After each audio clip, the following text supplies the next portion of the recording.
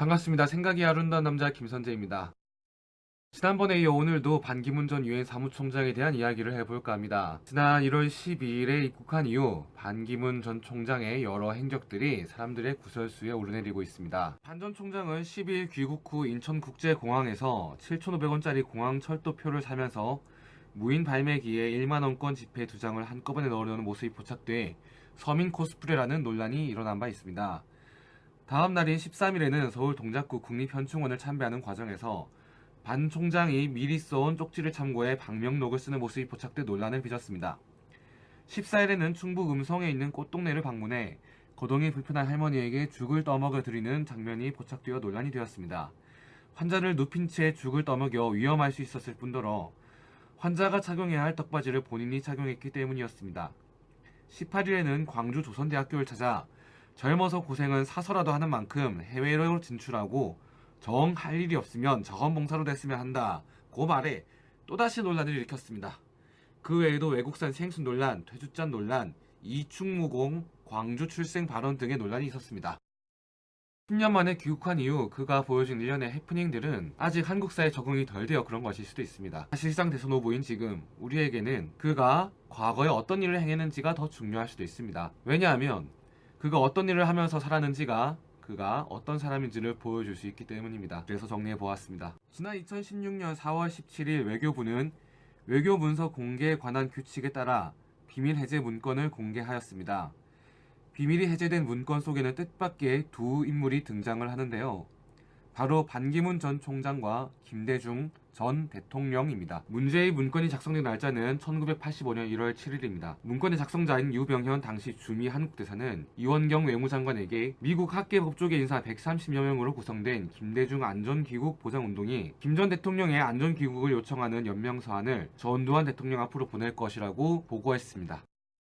1985년 당시 김대중 전 대통령은 1981년 전두환 정권이 조작한 내란 음모 사건에서 사형을 선고받은 뒤 무기징역으로 감형되어 미국에 망명한 상태였습니다. 망명 중인 김대중 전 대통령의 동향을 수집해서 전두환 군사정권의 보관 인물이 바로 다름 아닌 반기문 전 총장으로 명시되어 있습니다. 이에 반기문 전 총장이 과거 김대중 전 대통령을 감시하던 전두환 정권의 정보원이 아니었냐는 비판이 있습니다. 해당 사실이 폭로된 후 국내 인터넷과 SNS 상에서는 반기문 총장의 과거 행적을 비난하는 글들이 폭주하기도 했습니다. 또 다른 주목할 만한 행적이 있습니다. 반 전 총장은 2016년 1월 1일 한일 간 일본군 위안부 문제의 졸속 타결에 대해 이렇게 말했습니다. 박근혜 대통령께서 비전을 갖고 올바른 용단을 내린 데 대해 역사가 높게 평가할 것으로 생각한다고 말입니다.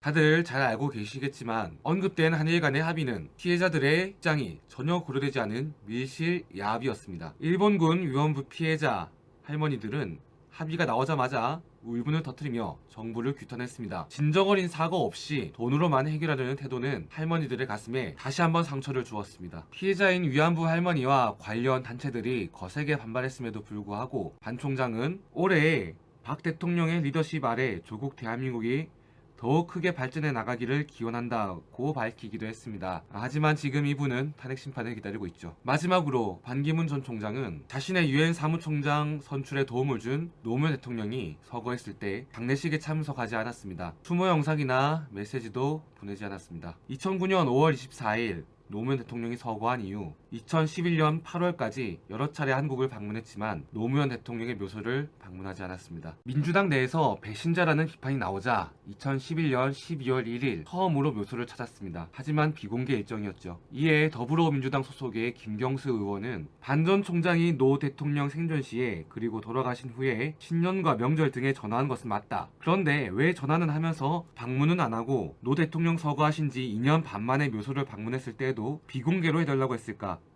결국 마지못해 온 것이 아닌가라고 생각할 수밖에 없다라고 지적했습니다. 여기까지 반 전 총장의 행적에 대해서 알아보았습니다. 다음에는 반 전 총장의 몇 가지 의혹에 대해서 짚어보겠습니다. 아름다운 생각이 아름다운 세상을 만듭니다. 감사합니다.